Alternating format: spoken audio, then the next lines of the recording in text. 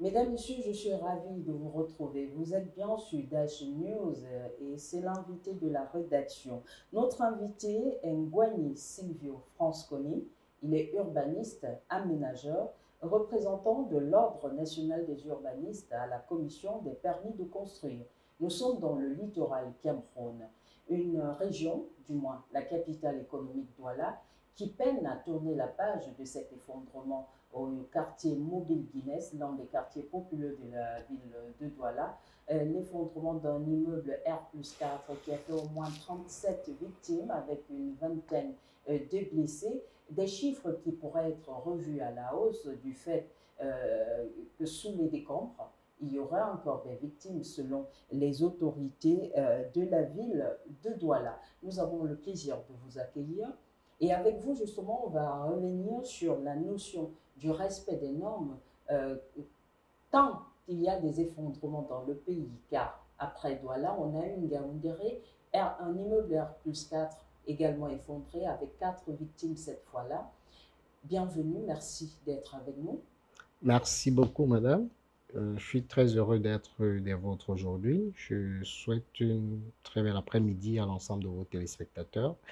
Et je suis ravi de pouvoir apporter quelques éléments, disons quelques éléments d'éclaircissement à l'attention des populations afin qu'ils puissent peut-être avoir un peu plus d'éléments la prochaine fois lorsqu'ils voudront construire ou bien s'approprier des espaces destinés à la construction dans les différentes villes du Cameroun.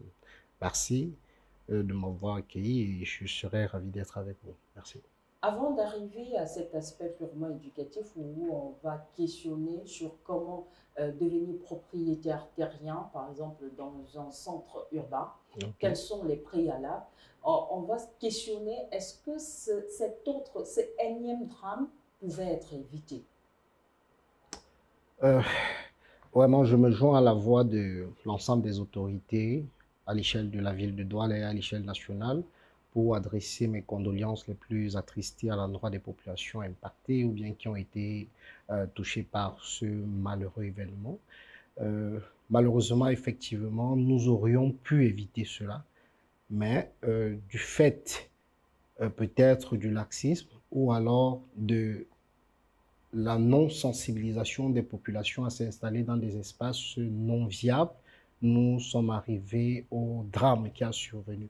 Nous espérons que suite à cela, nous pourrions tous ensemble tirer des leçons et peut-être éviter d'éventuelles prochaines hécatombes à l'échelle nationale. C'est le lieu de questionner les responsabilités, vous pensez?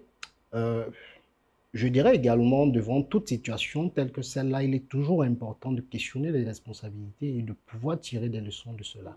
Oui, je partage le fait qu'il faut tirer des responsabilités, il faut pouvoir établir les responsabilités, savoir qu'est-ce qui a pu se passer et comment on pourrait faire pour éviter que cela ne se reproduise. Au lendemain de cet effondrement qui malheureusement a coûté la vie à au moins 37 personnes, Célestine Ketchakourtès, ministre de l'Habitat et du Développement urbain, a séjourné dans la capitale économique du Cameroun. Elle est allée au chevet des rescapés qui sont pris en charge dans les formations sanitaires de la ville et sur le site. Et au sortir de cette tournée, il y a un aspect qui a été mis en exergue, le fait que la zone ait été déclarée depuis des années zone non constructible. Comment comprendre que la communauté urbaine, à l'époque, avait déjà déclaré la zone non constructible et qu'aucune destruction n'a été engagée? Je pense que cette question, elle a tout son sens, mais il faut également tenir compte des réalités qui sont celles-là des autorités locales. Parce que les autorités locales, bien qu'ayant le pouvoir de pouvoir mener certaines actions, sont également confrontées à d'autres difficultés qui peuvent être d'ordre financier, mais également d'ordre social. Parce que se lever simplement, aller détruire des populations, c'est bien si on veut les protéger, mais en même temps, il faut pouvoir anticiper sur ce phénomène parce qu'en les détruisant, c'est créer un autre problème. Donc les autorités, tenant compte de cette considération d'ordre social ne peuvent simplement pas se lever et aller faire détruire. Donc, ils prennent des dispositions qui peuvent être progressives, tout en sensibilisant les populations d'éviter de se réinstaller dans ces espaces et d'attirer l'attention de ceux qui y sont déjà, de façon à ce qu'ils puissent prendre conscience des risques qui sont les leurs en restant dans ces espaces. Je pense que c'est certainement dans cette logique qu'ils se sont inscrits. Toutefois, cela n'empêche pas le fait qu'il faut pouvoir anticiper sur l'utilisation ou bien l'occupation des espaces anarchiques ou bien des espaces non constructibles dans nos villes en amont, c'est-à-dire pouvoir déclarer ces zones non constructibles et de pouvoir anticiper sur l'occupation éventuelle des populations qui envisageraient de s'y installer et de pouvoir couper l'herbe avant même qu'elle n'ait l'occasion de pouvoir y pousser. Je pense que c'est ce qu'il faudrait peut-être anticiper dessus, mais aussi je peux comprendre cette difficulté qui est celle des autorités locales, notamment avec le manque de personnel. Parfois, ce manque de personnel n'est pas dû au fait qu'ils ne le souhaitent pas, mais parfois du fait qu'ils n'ont pas assez de disponibilité financière pour leur permettre d'avoir suffisamment de personnel pour répondre aux besoins d'une ville telle que celle de Douala, qui aujourd'hui avoisine les 5 millions d'habitants. À vous écouter, est-ce qu'on peut se retrouver dans le même schéma qu'en 2016? À la suite d'un effondrement, les autorités de la ville de Douala avaient également décidé de procéder à des destructions et 500 immeubles à détruire avaient été recensés dans la capitale économique, mais jusqu'à date, rien n'a été fait. Est-ce que c'est dire qu'avec l'instruction donnée par la ministre de l'Habitat et du Développement urbain, on peut se retrouver dans ce même schéma-là où ce sera dit, mais sur le terrain, il y aura des difficultés à passer à la matérialisation de cette décision-là? Je pense effectivement que si rien n'est fait, il y a de fortes chances que le cas qui vient de se passer se reproduise. Nous constatons tous ensemble que dans la ville de Douala, comme également dans la plupart des autres villes à l'échelle nationale, nous avons des bâtiments qui ont été édifiés sans aucun respect de normes de construction. Il est important que les autorités locales, notamment la communauté urbaine pour le cas de la ville de Douala, prennent les dispositions pour pouvoir faire déguerpir, si nécessaire, les populations qui sont installées dans ces immeubles qui aujourd'hui sont menacés de destruction, afin de pouvoir protéger les vies des populations, parce que la vie n'a pas de prix et il est important, malgré l'investissement qui a été fait, de pouvoir protéger ces populations tout en les faisant déguerpir de ces bâtiments et, si nécessaire, engager les procédures qui vont avec afin de pouvoir mettre ces bâtiments à terre. C'est nécessaire, il faut le faire. La croissance démographique va certainement avec la crise de l'immobilier et dans une ville comme Douala, il n'est pas rare d'avoir des propriétaires qui arrivent à ériger des immeubles sans toutefois permis de construire. Je pense que ce n'est pas seulement le problème de la ville de Douala. Ce problème, il est national. Et peut-être, à mon sens, je pense que le problème de ces populations ou bien de ces différents promoteurs immobiliers est dû au fait qu'ils ne comprennent pas ou bien qu'ils n'évaluent pas quel est le risque et l'impact d'ailleurs de leurs actions. Parce que leurs actions entraînent des morts dans certains cas. Et au cas où il y a des morts, qu'ils sachent que leurs responsabilités dans ces cas sont engagées et qu'ils risquent des emprisonnements. Parce que venir... Si. Il est important de se rapprocher des municipalités afin de pouvoir prendre l'ensemble des dispositions d'urbanisme qui sont mises en œuvre, afin de pouvoir encadrer les constructions dans l'ensemble de nos villes. C'est très important. Il est nécessaire que tout promoteur immobilier puisse s'y conformer. Parlons maintenant du plan d'occupation des sols dans la ville de Douala. Douala est doté d'un plan d'occupation des sols, mais pas implémenté. Je ne dirais pas qu'il n'est pas implémenté. Je pense que des actions sont menées par la municipalité afin de l'implémenter. D'ailleurs, la commission des permis de construire de la ville, qui est portée par monsieur le maire de la ville, est un organe qui est mis en place pour se rassurer de la conformité des projets de construction dans la ville de Douala avec les dispositions des documents de planification urbaine, desquels le plan d'occupation des sols. Peut-être de prime abord, il faut dire aux différentes populations que ce qu'on appelle plan d'occupation des sols, il s'agit d'un document de planification urbaine à l'échelle d'un arrondissement qui permet d'encadrer l'ensemble des constructions. Et ce document, il est opposable à tout le monde, c'est-à-dire tout le monde a l'obligation de s'y conformer. La ville de Douala dispose d'un document et pour chacune des zones de la ville de Douala, des dispositions ont été prises dans ce document afin d'encadrer les constructions. Ce qu'est fait à la commission des permis de construire de la ville de Douala, c'est de vérifier la conformité de ces projets avec les dispositions du certificat, en tout cas des documents de planification urbaine, et éventuellement, si le projet ne répond pas aux dispositions de ces documents, voir dans quelle mesure accompagner les populations ou bien les demandeurs de permis de construire afin que leur projet de validation ait été conforme à ce qui a été prévu dans ce document de planification. Voilà ce qui est fait au niveau des municipalités, pas seulement celle du Douala, mais à l'échelle nationale, pour toutes les municipalités qui disposent d'un document de planification comme celui-là, c'est ce qui est fait.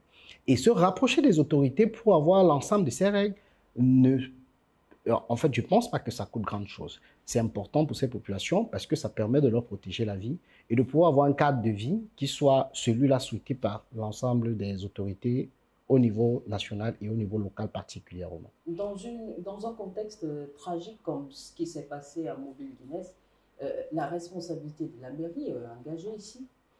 Je ne pense pas parce que la mairie déjà, je pense que pendant les différents reportages, nous avons pu tous constater que la municipalité avait déjà marqué sur plusieurs bâtiments, certainement le bâtiment qui a été écoulé également, bâtiment à détruire. Il faut dire qu'à la suite de l'incident, ou bien le malheureux événement qui s'est passé en 2017, si ma mémoire est bonne, à Bafoussam, en Ouaché, Madame le ministre de l'Habitat et l'ensemble des autorités au niveau des villes nationales ont pris des dispositions pour identifier l'ensemble des zones à risque dans l'ensemble des villes à l'échelle nationale. Et pendant cette activité ou bien cette opération qui a été menée conjointement par le ministère de l'Habitat et les municipalités, toutes les zones qui présentaient un risque réel pour les populations ont été circonscrites, parmi lesquelles cette zone. Dès l'instant où une zone comme celle-là a été définie comme étant une zone à risque, la municipalité prend toutes les dispositions pour ne pas pouvoir délivrer un acte d'urbanisme favorable dans ces espaces. Et je pense que c'est également le cas qui s'est passé à Mobile Guinness, où nous sommes aujourd'hui en train de pleurer pratiquement plus d'une trentaine de personnes. Il est vrai, dans la sortie de Madame la ministre, elle stipule que le propriétaire n'avait pas de permis de construire. Ce qui est une curiosité. C'est vrai, on va parler de l'incivisme des populations, mais le même problème revient. On dit les mêmes causes produisant les mêmes effets. Oui. On est encore dans une logique d'un effondrement. On a incriminé le matériau utilisé pour la construction, on a incriminé le site, on a incriminé les facteurs climatiques. On sait que nous sommes en pleine saison de pluie et pour qu'un immeuble arrive à tomber comme un château de cartes, il faudrait dire que le sol n'était pas approprié pour peut-être accueillir la structure de 4 niveaux qui a été érigée sur ce site-là. Et préciser que l'immeuble R+4, dans sa chute, a entraîné un autre immeuble R+1. Oui. Est-ce qu'on va éluder le fait qu'il faudrait qu'on sorte de la phase des décisions sur papier et qu'on y aille véritablement sur le terrain? C'est vrai, on est dans une logique où des populations sont inciviques et certains propriétaires, dans une logique de gain, arrivent à proposer tout et n'importe quoi aux populations. Je pense que votre problématique, elle est réelle, mais elle rejoint également celle qui a déjà été posée par les autorités. Je pense que le message qui a été adressé à l'endroit des populations de la région du littoral par le gouverneur, mais également par Madame le ministre, permet d'apporter déjà une appréciation claire de la situation et de pouvoir tirer des leçons de cela, dans la mesure où dans le communiqué, il a été précisé, et d'ailleurs c'est une très belle initiative, de pouvoir identifier les bâtiments qui présentent un risque d'effondrement éventuel dans l'ensemble de la ville de Douala, de procéder par dénonciation. C'est-à-dire qui ne respectent pas les normes. Pas forcément qui ne respectent pas les normes. Parce que, revenant, bon, je vais revenir sur ce paramètre, mais restant dans la logique de ce que vous avez posé, si aujourd'hui on identifie un bâtiment qui présente des fissures, il est important de signaler ça à l'attention des autorités locales parce que ça permet de prendre des dispositions, peut-être déjà pour faire déguerpir ce bâtiment et, à défaut de le détruire, au moins le laisser inoccupé. Maintenant, par rapport au fait que la destruction éventuelle de ce bâtiment peut avoir un impact sur son environnement direct, l'équilibre architectural de la zone. voilà, par exemple, peut-être par rapport à ça, il faut dire que c'est important d'avoir les actes d'urbanisme parce que dans les actes d'urbanisme qui découlent du plan d'occupation des sols dont nous parlions tout à l'heure, il est bien précisé la question des reculs. Et la question des reculs tient compte du fait que, au cas où le bâtiment devrait présenter un risque éventuel de destruction, qu'il n'y ait pas de risque par rapport aux constructions avoisinantes. On va vous parler, par exemple, qu'il faut garder une hauteur de H/2, c'est-à-dire si votre bâtiment fait 7 mètres de hauteur, donc disons un bâtiment de type R+1, on va vous demander d'observer au moins 3 mètres, voire 3,5 mètres de recul par rapport à l'autre bâtiment à côté, simplement parce qu'on tient compte du fait que si le bâtiment doit s'écrouler, il ne faudrait pas que ce bâtiment ait un impact sur le bâtiment voisin. Malheureusement, pour les constructions qui ne demandent pas de permis de construire, ils ne respectent pratiquement pas cela. Donc vous voyez, on se retrouve devant cette situation où on a des constructions anarchiques et lorsqu'il y a un fait comme celui qui s'est posé récemment, on a malheureusement cette conséquence suivant quoi? En s'écroulant, il entraîne avec lui des bâtiments avoisinants, causant également d'autres décès dans ces autres bâtiments qui parfois même présentent une structure suffisamment bien faite. Mais du fait de la charge qui est celui de ce bâtiment, on se retrouve avec ce bâtiment qui est obligé de s'écrouler. Ça, c'est l'un des facteurs. Mais également, il faut prendre en compte le fait que les bâtiments, dans la plupart des cas, ne sont pas simplement en train de s'écrouler du fait de la structure du sol, mais simplement parfois du fait que la construction en elle-même n'ait pas respecté le minimum de normes de construction. Lorsqu'on est sur un bâtiment à hauteur, il est important, par exemple, de procéder à une note de calcul. Du moins. On prend l'exemple d'un R+4, comme c'est le cas actuel. Voilà, par exemple, pour un bâtiment comme celui-là, il faut pouvoir y associer un ingénieur de génie civil, y associer un architecte qui va te concevoir le bâtiment, l'ingénieur qui va faire l'ensemble du calcul des structures, se rapprocher de la municipalité à point qu'il puisse vous mettre à disposition l'ensemble des normes. Ça a un coût. Bien sûr, ça a un coût, mais la vie n'a pas de prix. Vous ne pouvez pas faire un investissement de 100 millions pour construire un bâtiment et dire que 5 millions de dépenses pour les études vous tuera. Je suis désolé, non, vous ne pouvez pas investir 100 millions et vous permettre de prendre un risque que ces 100 millions tombent sous l'eau. Ce n'est pas possible. Donc, ne disons pas que ce coût il est élevé, mais c'est un coût qui est nécessaire pour vous permettre d'avoir une construction qui, demain, pourra tenir les 50 ans minimum requis pour un bâtiment de telle ampleur. Les pratiques qui ont pignon sur rue dans le pays. Si. Je remets en cause complètement les pratiques utilisées par la plupart, je ne donnerai pas des chiffres, mais la plupart des requérants, du moins des promoteurs immobiliers, ont cette tendance de penser qu'en appelant leur cousin du village, je dirais ça comme ça, ou alors leur petit ami ou bien leur ami, pour qu'ils viennent leur faire leur plan de construction et ériger son bâtiment, ils pensent que ce bâtiment pourra tenir. Je suis désolé, ce bâtiment ne tiendra pas. Il est important d'appeler des professionnels qui ont fait l'école pour qu'ils puissent vous accompagner dans la mise en œuvre d'un projet de construction. Parce que cela vous permet de vous protéger, de protéger l'autre voisin, mais également de pouvoir s'assurer que votre investissement puisse vous être rentable. Est-ce qu'ici, on ne peut pas indexer plutôt le laxisme des autorités, des collectivités territoriales décentralisées que de pointer du doigt le fait que, par exemple, vous l'avez mentionné plus haut, en disant que lorsqu'on arrive même à déclarer une zone non constructible, si les populations étaient déjà installées, il faut des moyens financiers assez importants pour engager ces destructions-là. Est-ce que le fait de s'appuyer uniquement sur cet argument-là n'est pas une fuite en avant? Je pense que dans un cas comme celui-là, les responsabilités sont partagées à plus d'un titre. Mais la responsabilité de la municipalité reste assez mitigée dans la mesure où des dispositions préalables ont été prises pour pouvoir signifier à ces populations du risque On vous a à s'installer informé, là. c'est une zone non Voilà. constructible, vous réussissez à vous y installer. Est-ce que c'est parce qu'il a érigé un immeuble qu'on ne peut pas le déguerpir? On peut le déguerpir, mais il y a un ensemble de procédures qui y vont avec. Et je pense que la municipalité, c'est qu'elle devrait gagner à faire face à ce genre de situation, c'est de toujours sensibiliser les populations, de pouvoir les former même à comprendre la nécessité de se conformer aux règles d'urbanisme qui s'imposent dans une zone. Et je pense qu'ils font ce qu'ils peuvent. Sincèrement, il faut le dire comme ça. Parce que pour une population de 5 millions d'habitants, on devrait sensiblement avoir, avec le personnel de la municipalité, ça veut dire en tenant compte de l'ensemble du personnel de la municipalité mis à la disposition pour résoudre les problèmes de désordre urbain et autres, je pense qu'on devrait être sensiblement dans une marge de un personnel pour 50 000 habitants. Ou bien, ce qui n'est pas possible. Même si c'est pour 20 000 habitants, ce n'est pas possible d'avoir ça. Donc, il est important de faire recruter d'autres personnels pour accompagner cela, mais pour recruter, cela a un coût.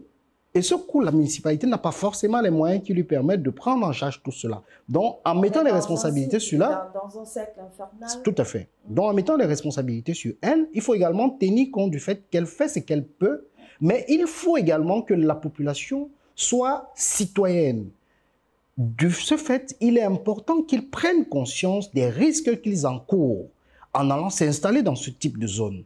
Ils vont vous dire, on ne dispose pas de moyens. C'est vrai, ce n'est pas évident du tout au Cameroun en tenant compte du SMIC, mais il faut pouvoir comprendre qu'en s'installant dans des zones comme celle-là, ce sont des risques à votre endroit, à l'endroit de l'ensemble de votre famille, mais également à l'endroit des populations qui sont tout autour. À questionner les propositions justement de ces collectivités territoriales décentralisées en termes d'habitat. On va questionner, je suis d'accord avec vous, mais en les questionnant, il faut tenir compte de l'ensemble des facteurs qui vont avec. C'est ce que je suis en train d'essayer de dire. Parce que Madame le ministre, par exemple, dans l'une de ses dispositions, a préconisé l'arrêt ou la suspension des délivrances généralement on appelle ça des dérogations. Des dérogations sur des zones inondables, ou bien sur des zones à risque. Je pense que c'est une très bonne mesure parce que ce qui se passait, c'est que lorsque le plan d'occupation des sols a par exemple décidé que telle zone est classée comme étant zone à risque, alors malpropre à la construction, Madame le ministre, sur demande de la municipalité, a la possibilité de lever cette clause d'interdiction de mise en valeur de ces espaces et d'autoriser, sous réserve de prise en compte d'un ensemble de mesures préalables, la construction sur ces zones.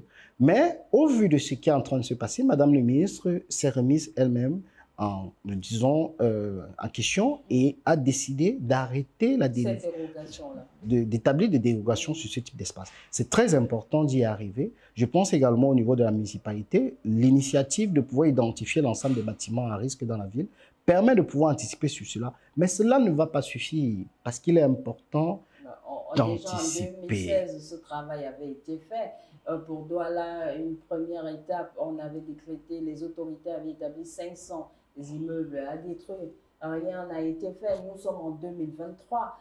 Si on procède encore à un recensement, est-ce qu'il faut vraiment, est-ce que ça peut faire bouger les lignes quand on sait que de 2016 à 2023, c'est tout de même énorme? Et est-ce qu'il faut encore attendre une autre catastrophe ou bien un autre drame pour se bouger? Je pense qu'on a l'habitude dans notre pays d'être parfois face à des conséquences pour agir. La conséquence, elle est déjà là. Nous avons eu pratiquement 37 morts. Et c'est possible, comme vous le disiez tout à l'heure, qu'on ait plus encore. C'est-à-dire 58 victimes, ce n'est pas quelque chose de négligeable. Vraiment, c'est un terme qui est largement au-delà de ce qu'on aurait pu imaginer éventuellement. Je pense que face à cette situation, on ne peut pas dire que les autorités vont rester les mains croisées. Ces premières dispositions qui sont déjà prises sont simplement des dispositions préalables qui vont précéder un ensemble d'autres dispositions, j'en suis convaincu naturellement, à défaut de procéder à des destructions de bâtiments présentant des risques réels d'effondrement. au moins, certainement, les autorités vont procéder au déguerpissement de ces bâtiments-là. Et certainement, d'autres mesures plus fortes encore seront prises à l'endroit des bâtiments en construction et qui ne respectent pas les règles d'urbanisme. Je reste convaincu que cela doit être fait, parce que si on ne le fait pas, naturellement, la conséquence sera qu'on va encore de nouveau aboutir à la destruction de nouveaux bâtiments causant la mort des gens. Pour une destruction est plus onéreux que la construction ou bien au même titre? Le coût, il ne faut pas simplement évaluer le coût d'un point de vue financier. Le coût, il est également d'ordre social, environnemental. Et en tenant compte de l'ensemble des considérations qui sont autour d'une destruction d'un bâtiment, je pense qu'il est toujours préférable d'anticiper et de ne même pas déjà permettre la construction ou l'édification du bâtiment en soi. Oui. Ça nous amène peut-être aussi, vous avez dit que les responsabilités sont partagées, mais M. Ngouagny, chaque collectivité territoriale décentralisée, je vais revenir à cette question parce que vous ne m'avez pas répondu. Chaque collectivité doit pouvoir mettre à la disposition des populations des logements qu'on qualifie généralement de logements sociaux pour celles classées un peu comme la classe moyenne ou bien on sait que si on prend le cas par exemple de la ville de Douala, le secteur informel est le secteur qui a pignon sur rue. Et quand on regarde la proposition en termes de logement social, ça ne peut pas résorber la demande. Et quand on parle même de logement social, c'est destiné à qui? Parce qu'on questionne tout ça. Vous êtes urbaniste, vous n'êtes pas peut-être dans les décisions, mais une ville comme Douala devrait, normalement, quand on parle d'urbanisme, on devrait avoir ces propositions-là. Je pense que vous avez parfaitement raison. Mais cette question reste très complexe.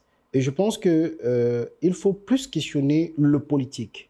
Parce qu'aujourd'hui, le Cameroun s'est doté de la politique nationale de l'habitat, qui a été élaborée par le ministère de l'Habitat et qui permet de définir les conditions de construction à l'échelle nationale.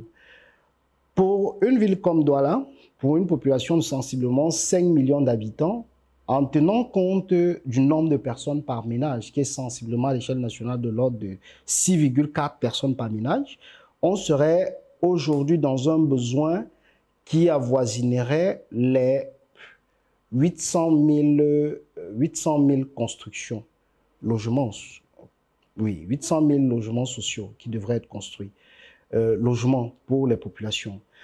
Aujourd'hui, malheureusement, l'offre est inférieure à 5 000 logements par an, voire même moins que ça, et très loin en deçà de cela. Vous comprenez que les promoteurs privés sont mis à l'avant.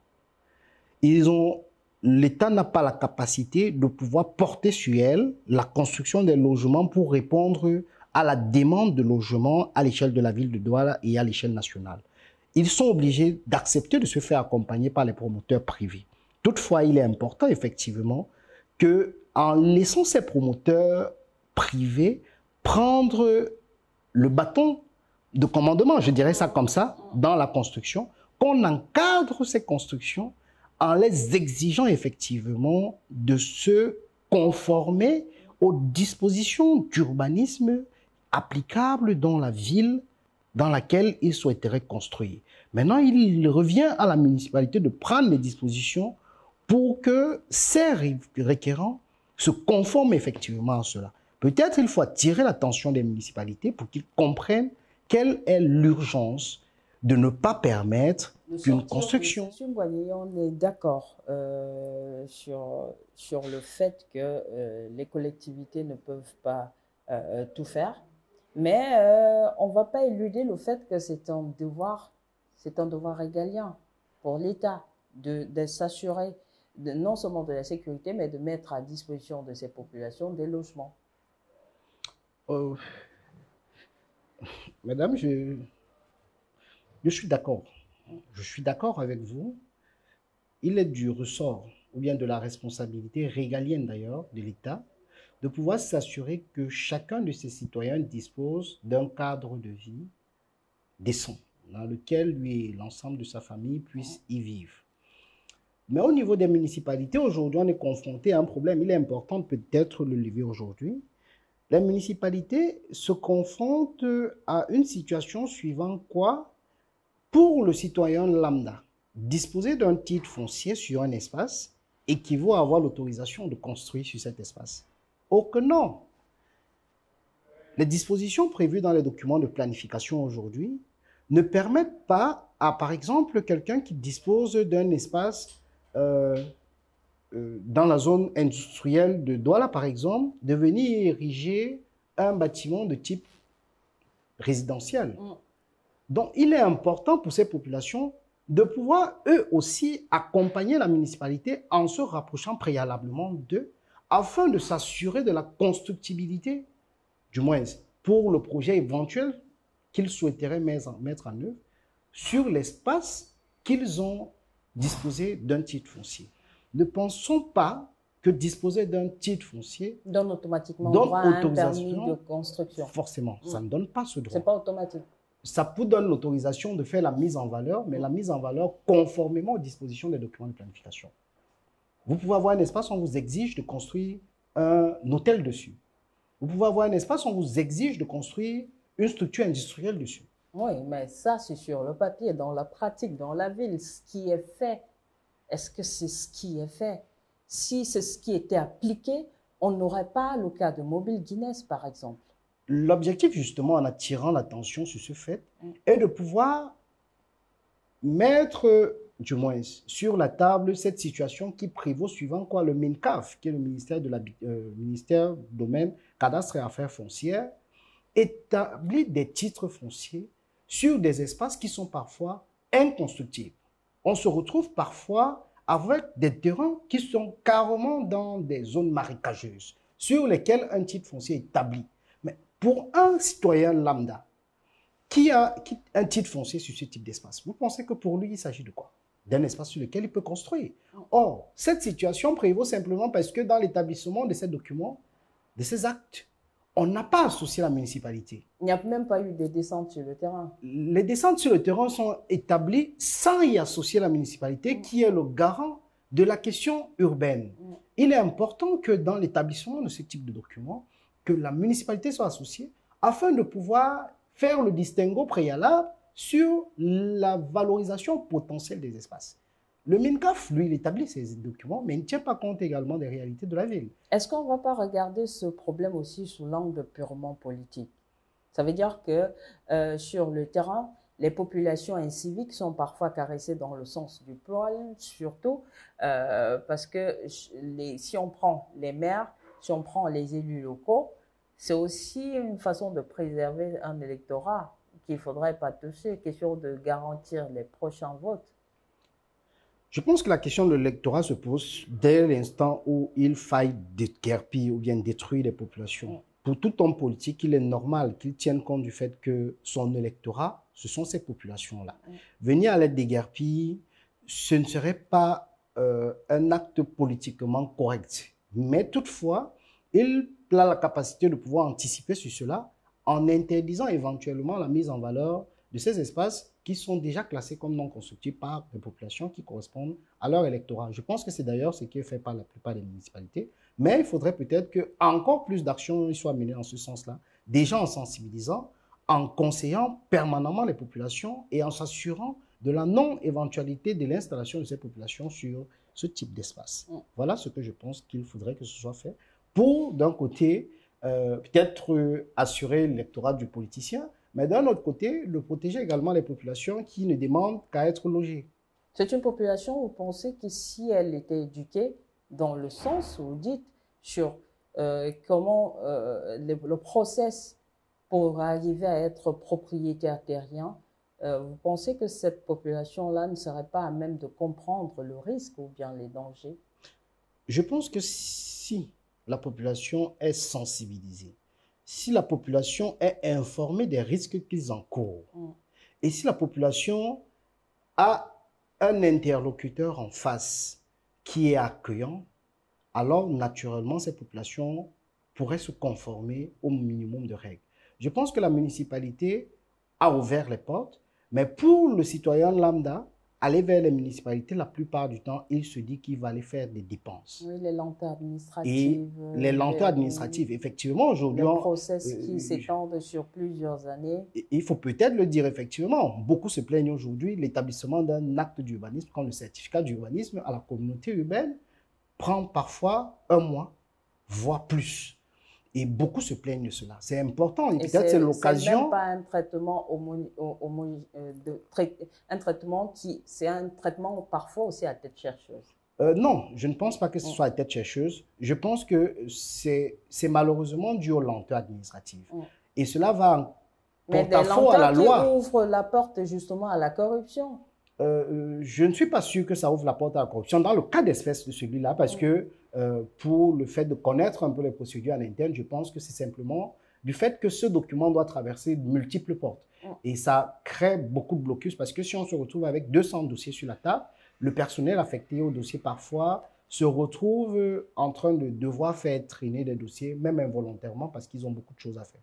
Alors que la loi précise que le certificat d'urbanisme, par exemple, doit être traité en 72 heures. Mais on se retrouve en train de faire un mois. Donc, ce n'est pas important, ce n'est pas intéressant. Et il est important qu'au niveau de la municipalité, qu'on prenne les dispositions. Ce point-là, il est important également pour que les populations puissent être convaincues qu'en se rapprochant de la communauté, leur dossier ne va pas traîner 6 mois pour aboutir à un acte d'urbanisme ou à un permis de construire, alors qu'ils disposent de l'argent depuis 6 mois. Et ils ont tendance à ne pas pouvoir patienter et de pouvoir investir cet argent parce qu'en le gardant, ils peuvent affecter cet argent à autre chose. Donc, c'est important également pour la municipalité de rassurer les populations en prenant les dispositions pour que les actes d'urbanisme et l'ensemble des procédures qui y vont avec soient rapidement accessibles par les populations demandeuses de documents d'actes d'urbanisme, de construction. Dans une ville comme Douala, où on a un peu plus de 5 millions d'habitants, une croissance démographique qui ouvre la porte à une crise de l'immobilier, et on est d'accord que toutes les collectivités territoriales décentralisées, 6 au total, devraient travailler à mettre à disposition des logements sociaux, ou du moins des logements assez sains, ce qui n'est pas le cas peut-être faute de moyens financiers. On n'est pas dans ces collectivités-là pour savoir ce qui se passe, mais dans tous les cas, en l'état actuel, la demande est carrément supérieure à l'offre, ce qui ouvre la voie à des propriétaires véreux qui proposent un peu tout et n'importe quoi aux populations qui parfois elles-mêmes n'ont pas le choix que d'y loger, parce que le soir venu, on a besoin d'un toit sur la tête, question de passer la nuit et de se protéger des intempéries. C'est une situation malheureuse qui s'est produite à Mobile Guinness, l'un des quartiers de la capitale économique. Nous sommes dans le 5e arrondissement de la ville de Douala. Effondrement d'un immeuble R+4 avec au moins 37 morts, une vingtaine de blessés, des blessés qui sont pris en charge dans les formations sanitaires de la ville. Dans son message de condoléances aux familles des victimes, le chef de l'État, Paul Biya, a instruit l'ouverture d'une enquête. Les responsabilités seront établies, mais le plus urgent, comme nous avons réussi à comprendre au travers de cet échange avec M. Ngouagny Silvio Fransconi, urbaniste aménageur, le plus urgent, c'est arriver à anticiper sur les populations, éviter qu'elles ne s'établissent sur les zones classées non constructibles avant de penser aux solutions pour pouvoir les déguerpir, parce que visiblement, parfois, le coût d'un déguerpissement, il est social, il est financier, il est aussi environnemental, et ce n'est pas toujours évident de passer par cette étape-là. Le mieux, c'est d'éduquer peut-être les populations et sortir de cette logique de tolérance administrative. Tout à fait. Vous avez mis cela en exergue. Donc, M. Ngouagny Silvio, merci d'avoir été l'invité de la rédaction pour cette semaine. Merci beaucoup. Mesdames, Messieurs, on se quitte en souhaitant simplement beaucoup de courage aux familles des victimes de l'effondrement qui est survenu à Mobile Guinness. Beaucoup de courage aux survivants. C'est ainsi que se referme cet autre numéro de l'invité de la rédaction. Je vous donne rendez-vous la semaine prochaine. Au revoir.